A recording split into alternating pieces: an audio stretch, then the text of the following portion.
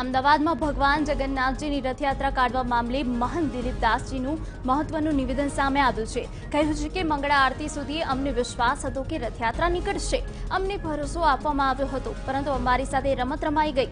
તંત્રમાં સંકલનના અભાવે રથયાત્રા ન યોજાઈ। ભગવાન જગન્નાથની અમદાવાદમાં રથયાત્રા કાઢવા મુદ્દે વિવાદ સર્જાયો, ત્યારે કોંગ્રેસ પ્રવક્તા મનીષ દોશીએ દુઃખ વ્યક્ત કરતા સરકાર પર પ્રહાર કર્યા।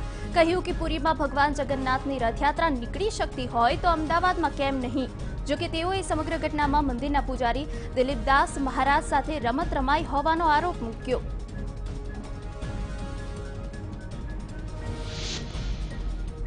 અમદાવાદના જગન્નાથ મંદિરના ટ્રસ્ટી મહેન્દ્ર ઝાએ દગો આપ્યો હોવાની વાતનો ઇનકાર કર્યો। કહ્યું કે રથયાત્રા નીકળશે તેવો તેમને ભરોસો હતો, પરંતુ હાઈકોર્ટે પરવાનગી ના આપતા અમારો આ ભરોસો તૂટ્યો હતો। હાઈકોર્ટે રથની મંદિર પરિસરની બહાર લઈ જવાની મનાઈ ફરમાવી હતી। તેવામાં રથ મંદિરની બહાર લઈ જવા તો હિન્દુ બુદ્ધિજીવીઓ જ પાછા હાઈકોર્ટમાં અરજી કરત। અમદાવાદમાં ભગવાન જગન્નાથજીની રથયાત્રા ન નીકળતા સરસપુરમાં પણ વિરોધ પ્રદર્શન નોંધાયું। સરસપુરમાં લક્ષ્મણદાસજી મહારાજ મહામંડલેશ્વર ઉપવાસ પર બેઠા। તેમણે કહ્યું છે કે 3 દિવસમાં સરકાર પોતાનું રાજીનામું નહીં આપે તો આત્મવિલોપન કરશે। લક્ષ્મણદાસજીની ચીમકી બાદ તેમના આશ્રમ પર પોલીસ બંદોબસ્ત ગોઠવી દેવાયો। અમદાવાદ જગન્નાથ મંદિરમાં જગન્નાથજી, સુભદ્રાજી અને ભાઈ બલરામને મંદિરના ગર્ભગૃહમાં પ્રવેશ કરાયો। વિધિવત રીતે મંદિરમાં ભગવાનનું પુનઃ સ્થાપન કરવામાં આવ્યું। નગરયાત્રા બાદ અષાઢી બીજના બીજા દિવસે ભગવાનની કરાઈ છે સ્થાપના વિધિ।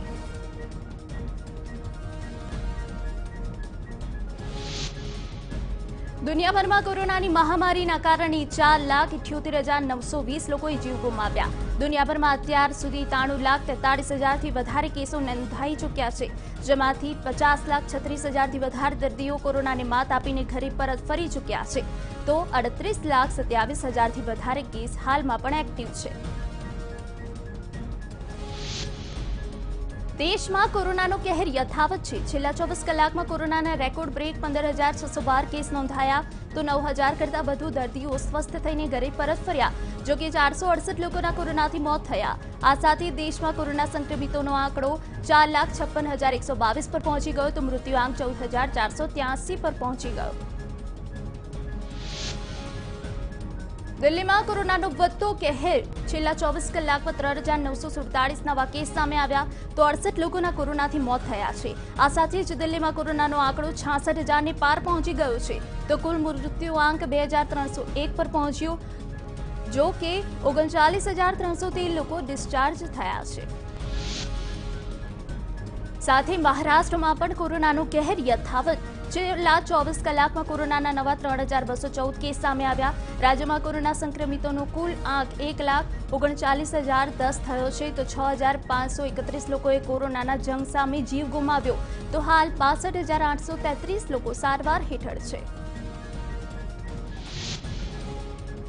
પશ્ચિમ બંગાળની તૃણમૂલ કોંગ્રેસ પાર્ટીના ધારાસભ્ય તમોનાશ ઘોષનું નિધન થયું છે। ગત મહિને એમએલએ તમોનાશનો કોરોના રિપોર્ટ પોઝિટિવ આવ્યો હતો, જે બાદ તેમની સારવાર ચાલી રહી હતી। તેઓ બંગાળ રાજ્ય પરિવહન નિગમના અધ્યક્ષ પણ રહી ચૂક્યા છે। મુખ્યપ્રધાન મમતા બેનર્જીએ ટ્વીટ કરીને શોક વ્યક્ત કર્યો।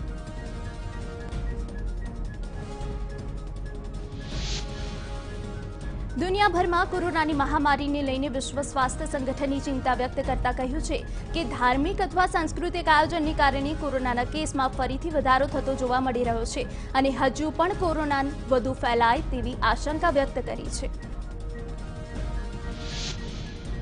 પતંજલિએ કોરોનાના ઇલાજ કરવાના દાવા સાથે લોન્ચ કરેલી કોરોનિલ દવાના પ્રચાર પ્રસાર પર કેન્દ્ર સરકારે રોક લગાવી।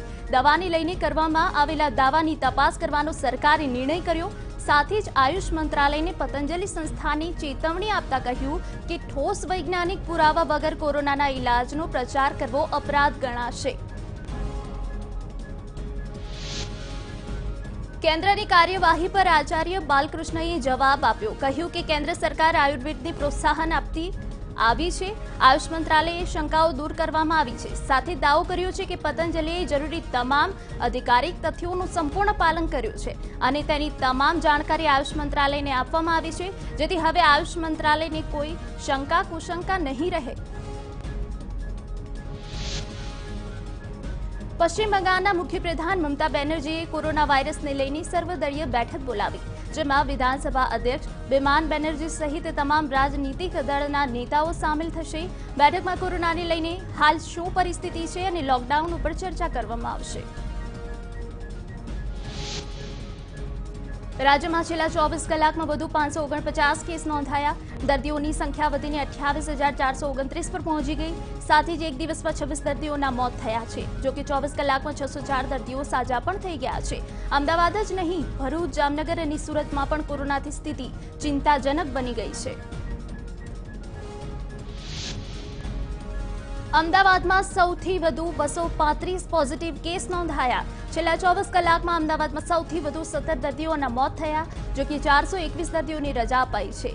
અમદાવાદમાં કોરોનાથી સ્થિતિ હજુ ચિંતાજનક બનેલી જ છે, જો કે રાહતની બાબત તો એ છે કે દર્દીઓની સંખ્યામાં હવે નોંધપાત્ર રીતે ઘટાડો નોંધાયો છે।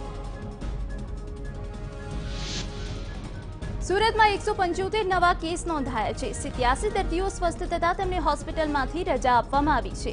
સુરતમાં છેલ્લા 24 કલાકમાં 6 દર્દીના મોત થયા છે। સુરતની આસપાસના ગ્રામ્ય વિસ્તારમાં પણ કેસ વધી રહ્યા છે, જેમાં કામરેજમાં 13, ઓલપાડમાં 5, બારડોલીમાં 2 અને 84માં 4 કેસ નોંધાયા છે।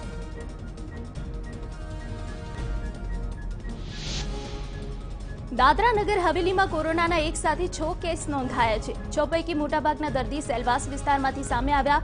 એક સાથે 6 કેસ નોંધાતા સંક્રમણ વધવાની તંત્રમાં ચિંતા વ્યાપી। આ સાથે દાદરા નગર હવેલીમાં કોરોનાની સંખ્યા 68 પર પહોંચી ગઈ છે।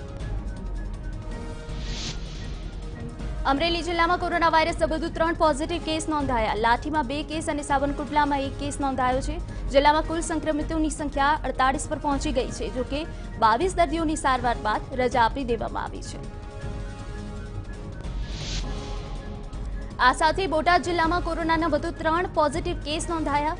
બરવાડા શહેર અને માં 1 અને ગઢડાના રોજમાળ ગામે 2 પોઝિટિવ કેસ સામે આવ્યા। બોટાદ જિલ્લામાં અત્યાર સુધી 63 લોકોને ડિસ્ચાર્જ કરાયા છે। 2 લોકોના સારવાર દરમિયાન મોત થયા છે। હાલ 14 કેસ એક્ટિવ છે। જિલ્લામાં કોરોનાના કુલ 79 જેટલા કેસ નોંધાયા છે।